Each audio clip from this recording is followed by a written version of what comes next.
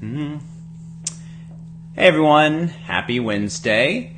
I am here again to try and give you some wedding tips to make your life easier, to make your wedding go smoother, whatever.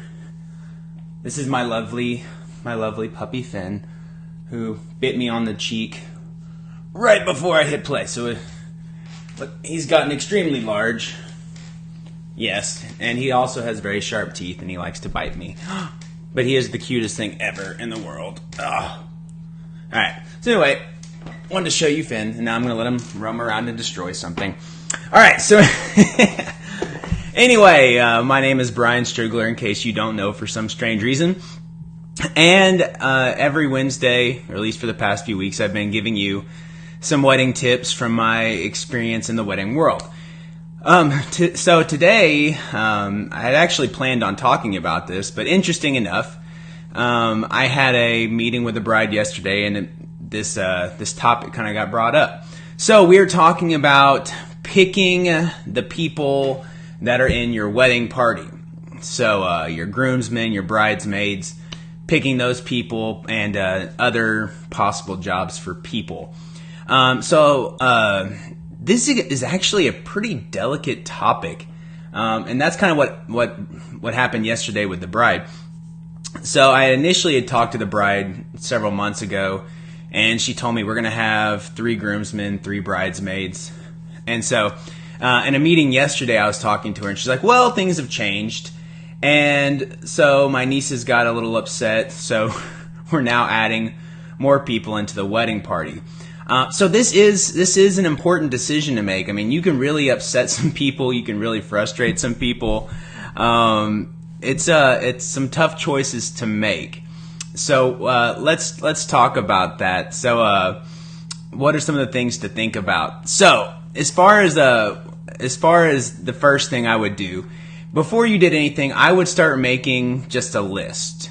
Make a list of like the closest people that you, both the groom and bride, would consider having in your wedding party.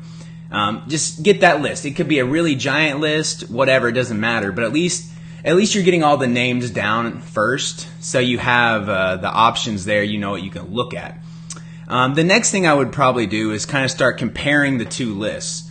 If the bride has 30 people and the groom has 3 people, that's going to make things a little bit more difficult.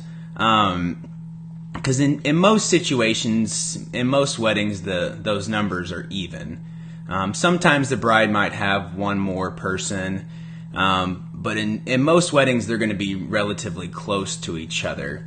Now something that has been popping up over the past few years is the traditional all guy groomsmen and all female bridesmaids. That's been changed up a lot. I see. I'm trying to think, it was like a week or two ago. A week or two ago, we had a female groomsman. No big deal. I've seen guys over on the bride's side. So that is an option that's kind of opened up these days. Is you can put some people on the other side if you need to. I would only do it, though, if the relationship is really there. So I wouldn't just be throwing random girls over to the groom's side if he's not connected to them. I'd make sure it's someone they actually liked and wanted over there. So the first thing I said, make a list, kind of look at the numbers, compare, see how close they are, and that'll give you kind of what to aim for. Now, as far as those numbers, what I would consider next, as far as from the photography side, there are a certain number on each side that works better to me.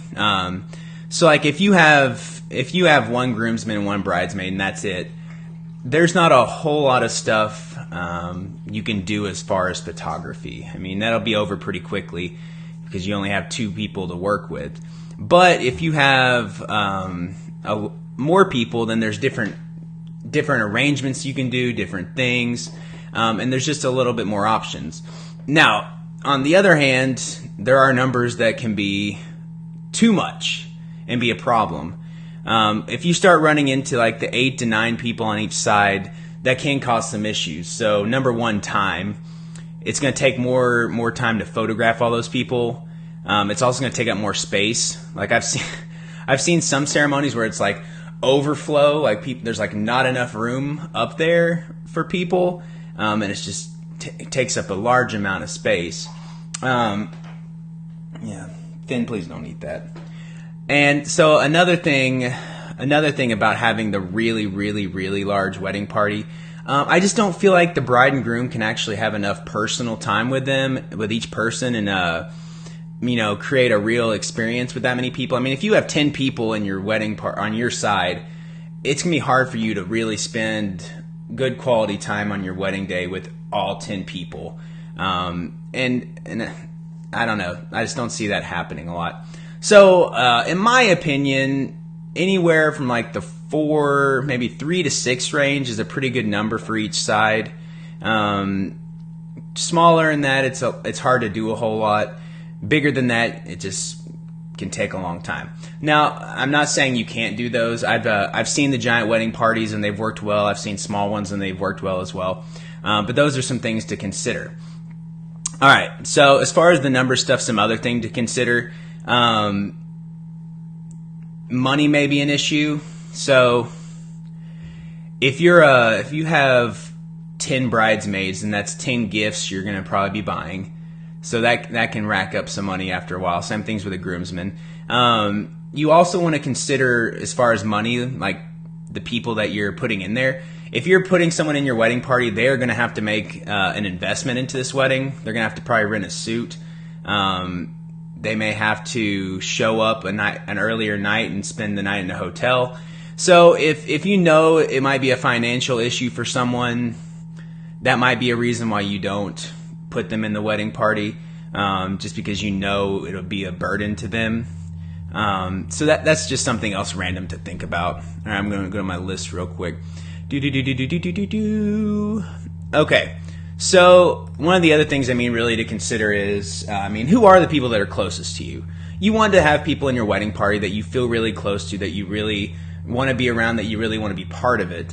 But then at like the situation I ran into, you also have to consider who's going to get really upset if they're not in the wedding party. I mean, if you know there's that one person that's just going to lose their mind and just go nuts if they don't, if they're not in the wedding party, then you might want to consider just putting them in there. Okay, and the other thing is, there are other options if you don't really want them to be a bridesmaid or a groomsman. You can still give people other jobs and make them feel important and make them feel loved and involved. You can have ushers, you can have the greeters, you can have people that are in charge of the guest book, or handing out stuff. So there are definite things you can do if you don't want them into the wedding party, like the groomsman or bridesmaid, but you want to give them something to do. So you can kind of do that as an option as well. I feel like there was something else I was thinking about. So I don't think there's a perfect situation or perfect answer for everyone. I think in most cases, just being honest and upfront with people can help out a lot. If you just tell them, well, I can't have you in the wedding party because he has only 3 people and we can't add 4 more people. But I would love for you to help get people to sign the guest book or something. So if you're upfront with people and you talk to them and you're honest about it all, then it's okay.